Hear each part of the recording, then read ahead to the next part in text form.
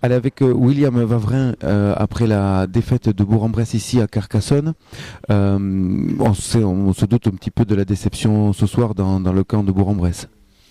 Ouais, forcément déçu. Après, quand on rentre sur un terrain et qu'on n'y met pas les ingrédients pour, c'est sûr qu'on peut avoir des regrets. Après, on est tombé sur une belle équipe aussi de Carcassonne, donc on peut que les féliciter.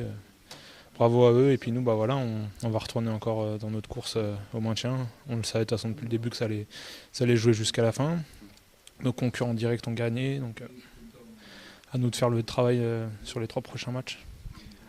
Qu'est-ce qui s'est passé en première mi-temps? Parce que j'allais dire, Bourg-en-Bresse, sur l'ensemble des secteurs de jeu, était pas à son niveau. Est-ce que là, c'est un problème d'entame de match? Qu'est-ce qui se passe à ce moment-là?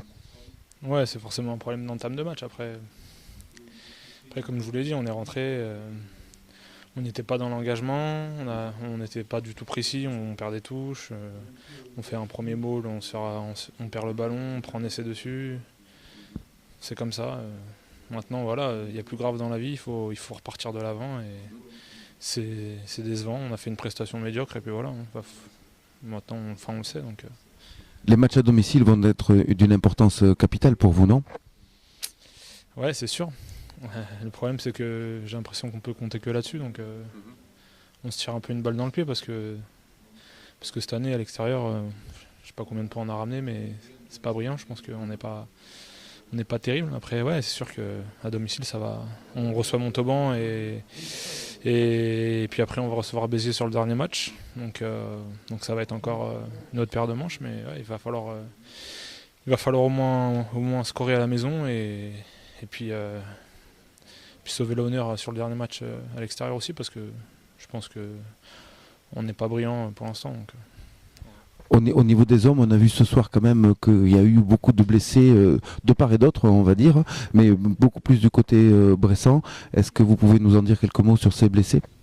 Ouais, bah, au-delà du match déjà, c'est une énorme perte parce que franchement, je sais pas combien il y a eu de blessés, il y a eu des commotions, il y a eu des genoux. Déjà qu'on en a perdu un paquet là, on tire un peu sur la paille. Donc j'espère qu'il n'y a rien de grave pour les mecs, mais ouais, il va falloir faire avec ce qu'on a. Et puis de toute façon, depuis le début, on a pas mal de blessés. Et c'est vrai que si on avait fait un match un peu plus abouti et qu'on avait perdu quelques mecs, voilà, on aurait été peut-être un peu moins déçus. Mais là, c'est vrai que on en perd un paquet. Et en plus, le match catastrophique. Donc, Les mots à la mi-temps du staff et du coach en particulier, ça a dû resserrer un petit peu, non, à la mi-temps?